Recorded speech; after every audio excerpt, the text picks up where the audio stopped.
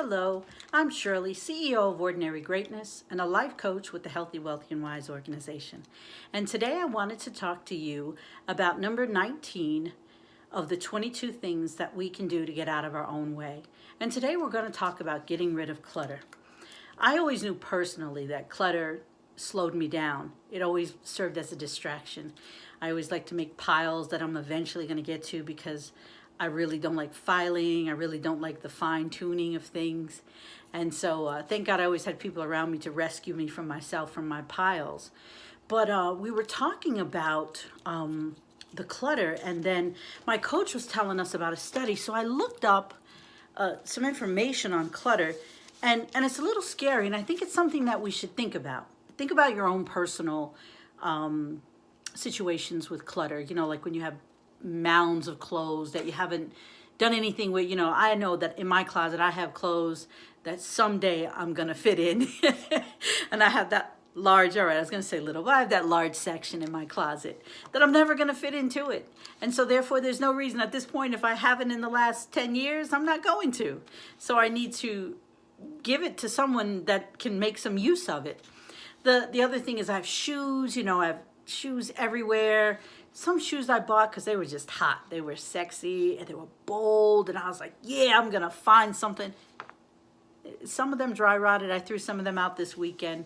So it's just things like that that distract us and get in our way. And when you see pictures, sometimes you'll see pictures in magazines and you see like all this open space. Even when you look at the pictures, you're just like, you breathe different, you feel different. So start to work on some of that clutter in your home, and then we'll talk about the clutter in your office. Sometimes we have all these things, little trinkets on our desk. Do we really need them? Find space for them so that your workspace is, free of clutter, so that your mind can run free to think of things. I know every time I had a pile or things on my desk and I was working on something that I really didn't want to work on, I'd go to look at that little snowball, or I'd go look at the little name title, or different things like that, or the pile that I should have been working on a long time ago. So we should really try to remove those things from us. But here's this study based on stress that really blew my mind. And it said that despite an overflowing closet, the average person wears only 20% of their clothes on a regular basis in the US. That accounts for 3% of the world's children, yet buys 40% of the world's toys. And there are roughly 300,000 items in the average American home.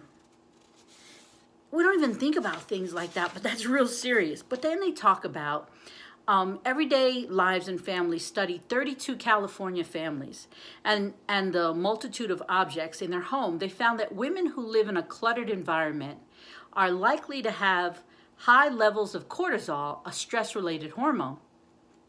The Mayo Clinic points out that overexposure to cortisol can disrupt almost all your body processes. So when we're stressed out and we put stress on our body, there's a thing called oxidative stress that we could talk about at another date, but we're really putting our body and our internal organs through all this stress, and we wonder why, we're tired and lethargic and we don't have energy and we're depressed. And that's because we're stressing ourselves out. So we have to really find ways to de-stress ourselves as much as possible. And and who would have thought just having all this clutter is really doing this to us? So it's just the subliminal things that we don't think about that have been there forever. Oh, it's there, it's not bothering you. It is. On a subconscious level, it is, and it's distracting us and it's holding us back. And it's really creating stress and it's making us ill. So we need to think about those things. But here's something I thought was funny. So, I had to add this part in. It says, surprisingly, men don't seem to suffer from stress as a result of an unkept house. All right, I'm going to stop right there. But I just wanted to share the fact that, having clutter all around us distracts us and it stops us from moving forward.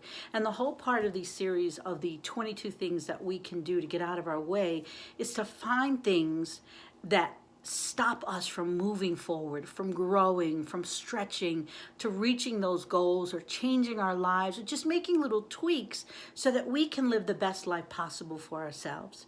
So again, I'm Shirley, CEO of Ordinary Greatness and a life coach with the Healthy, Wealthy, and Wise organization. And I was sharing number 19, getting rid of clutter to relieve some of that stress in our lives. You have a great day. And have a good day. Have a good day and a good day and a good day.